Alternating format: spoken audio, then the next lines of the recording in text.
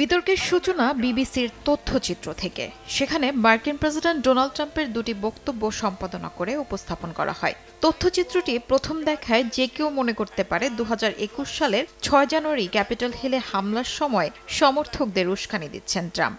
তার বক্তব্য বিভ্রান্তিকরভাবে উপস্থাপনার অভিযোগ ওঠে। বিষয়টি প্রকাশ্যে আসতেই হোয়াইট হাউসের press secretary Karoline Leavitt British গণমাধ্যম বিবিসিকে শতভাগ ভুয়া সংবাদ মাধ্যম বলে আখ্যা দেন। অভিযোগের চাপ বাড়তেই একদিনের মাথায় পদত্যাগ করেন বিবিসির মহাপরিচালক টিম ডেভি ও বার্তা প্রধান ডেবোরা টানার্স। ভুল স্বীকার করে দায় নিজেদের কাঁধে নিয়ে বিবৃতিও দিয়েছেন তারা। কিছু ভুল হয়েছে এবং মহাপরিচালক হিসেবে আমি শেষ পর্যন্ত দায় নিতে বাধ্য। চূড়ান্তভাবে দায়িত্ব আমার। এদিকে শীর্ষ কর্মকর্তাদের পদত্যাগের পরও এক্সে এক পোস্টে বিবিসিকে একহাত নিয়েছেন ক্যারোলিন লেভিট। আর ট্রাম্প নিজেও পদত্যাগকে স্বাগত জানিয়ে মন্তব্য করেন। একই সঙ্গে বিবিসির বিরুদ্ধে 2024 সালের মার্কিন প্রেসিডেন্ট নির্বাচনে হস্তক্ষেপের অভিযোগ এনেছেন ট্রাম্প।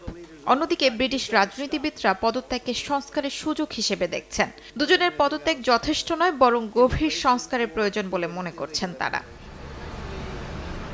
লিক হওয়া নথিতে বিবিসির গাজা যুদ্ধ, ট্রান্সজেন্ডার বিষয়ক কভারেজ এবং সম্প্রচার কর্মীদের পক্ষপাতের তথ্য উঠে এসেছে। পাশাপাশি সম্প্রতি বিবিসির কয়েকটি প্রচার ও লাইভ প্রচারেও পক্ষপাতের অভিযোগ উঠেছে। বিশেষজ্ঞরা মনে করেন এসব ঘটনা বিবিসির বিশ্বাসযোগ্যতা ও সাংবাদিকতার মানের জন্য গভীর আঘাত। শিউলি রোজা, সময় সংবাদ।